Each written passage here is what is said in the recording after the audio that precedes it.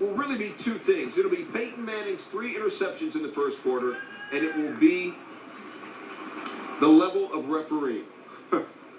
Is there one word that can describe it? First, before we get into it. It's a kerfuffle. Okay, so whatever he said. I mean, the whole thing's out of control. Look, the whole situation.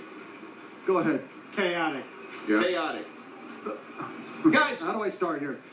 I can say this because league officials have gone to sleep. So yes. Let me just go right at this. There's a lot of people in the league that would rather break the union. There's a lot of people who don't feel like officiating is on-field personnel. They feel like it's a commodity. But more importantly, everything about the NFL now is inelastic for demand. There's nothing that they can do to hurt the demand for the game. So the bottom line is they don't care. Player safety doesn't matter in this case. Bring the Division III officials, doesn't matter. Because in the end, you're still going to watch the game. We're going to all complain and moan and gripe and say there's all these problems. All the coaches will say, the players say, doesn't matter. So just go ahead, gripe all you want. I'm going to rest. Let them eat cake. but we're talking about the marquee game of every Doesn't matter. Monday Night Football. You're trying to So get why us doesn't it discussion. matter? Why does it not matter? Because it's inelastic. There's nothing that changes the demand for the NFL. So they want to break the union, or they want to send a message to them. They don't care about player safety in the case of bringing Division III officials on, because it doesn't affect the desire for the game. If it affected the desire for the game, they'd come up with a few $1 million. Phil, how can the league defend it when a referee says that one team has the ball after a scrum, but another player from the other team came out of the pile with it? Well, first of all, it's difficult to defend guys who are sort of overmatched, if you will. As Mike Tirico said, these are not sixth-round draft choices. These are collegiate free agents working in the NFL. There might be, of 100 guys, there might be 11 good enough in time to work in the NFL. So it's not their fault. Now, the question is, how soon does this labor situation get settled? The sooner the better. It's a labor situation.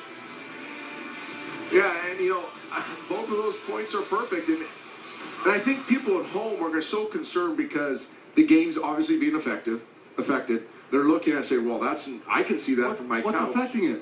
I'm just saying the outcome. I'm saying it's affecting the outcome. That's not affecting but I think the NFL offense. My biggest problem is it's so dangerous. I mean, again, who cares? Well, I think players care. And of course they do, but they can't settle players. I know they can't, Steve. That's not the argument. The point is this is multi-layered, and one of the layers is player safety. And it's such hypocrisy by the league to make such a push for player safety the last 4 or 5 years, and then allow this to happen. People are Texas, players are Texas saying, "This is somebody's going to get." If they really cared, hurt. to Bill's point, would you put Division III officials into the Indianapolis? I'm not arguing with you. I don't think they don't. If they cared, they wouldn't do it, because they don't look at. They look at it as a commodity. Just put some officials out there. I don't like the union anyway. It doesn't. Trust me. By definition, they don't care. Just not arguing that point.